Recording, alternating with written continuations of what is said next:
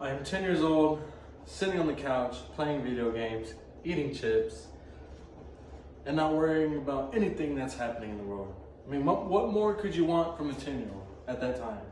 Games and food, they just mix together. Later on, I get a phone call. It rings 3 times. I don't answer. A few hours pass by. Next thing I know is my mom's rushing into my room saying, "Hey, you just missed David's surprise birthday party." And I say, okay, I had more important things at the time, games and eating. And while I was explaining to her, she started tearing up. And she says, "Okay, well look, David and his mom also just got into a wreck." From there on, I soon realized that at 10 years old, back in 2010, that David would never turn 11 again. Children are so caught up in the technology world, it renders their social view on the world and interactions of what childhood should be. We can establish a set point where it's okay to take a break and catch up on the important things within the special time of childhood. The view I present is set in order with today's world regarding the use of technology from first-hand experience and first world experience. I will talk about electronics and its understanding effect towards children and the effect towards the family.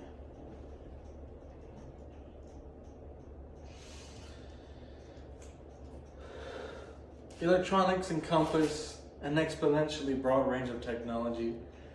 Smith states, "We are living in an electronic era. We soon as people will rely on electronics for our everyday use, and we use them to get our social life and work done. The electronic world is forever expanding for what and how we use them. Some towards the upside to electronic use is being capable enough to have that social element where we all once had, and it is hitting our children most effectively, heavily rendering them of the outside world. We as parents think about our children every day, about what they do and how they're doing, and children should soon get enough of the digital world, but many would suggest that it renders their behavior and the way they process certain critical thinking.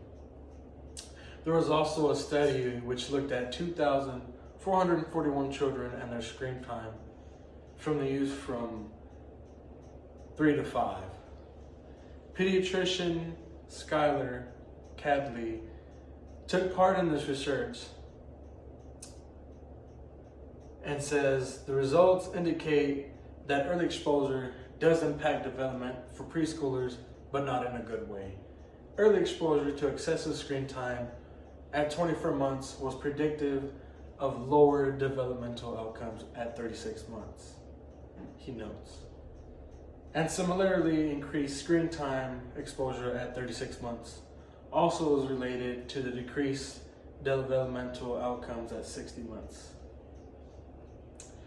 We need to teach our children that technology is a useful tool and electronics could serve many helpful purposes in their life.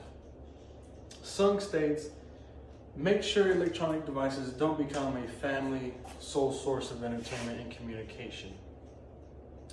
We can help them by establishing a set point which limits time of the children's uses for devices. Technology renders the family and how it functions. It is helpful to set up limits and expectations early. That is because it is easier to start off with a healthier screen time habits than it is to scale back once you've already begun. But it's important to remember that no parent is perfect at any point. You can always take a step back, do a reset, and make a new plan what best works for you. Balance for the family will look different than it will for your neighbor because every family is unique in their own ways and everybody has their own parenting styles. That's just what it is. And the values vary of what we teach our children. In general though, if a family can recap the benefits of technology without feeling the many harmful seductions of screen time, and us as parents feel confident in our children and how they are using technology, which technology helps us bond at this age, honestly. We're on Facebook, Twitter, Snapchat, anything when we use Reddit. There's a number of apps that everybody uses, and worldwide, technology is everywhere. It's literally everywhere. Not in our country only, but across the road in other countries as well. And everybody's starting to kickstart of how we use technology, and especially children. Learning the pro-social behavior, sharing, helping, donating, and beneficial to other people. Zing, it is an age where kids learn to give and take technology. They can help with developmental stage, within co-play with them, taking turns, exploring a game or digital book or video together. Zing states. Now, honestly, at every other age, children want undivided attention, where even their focus seems to be more directly at the screen.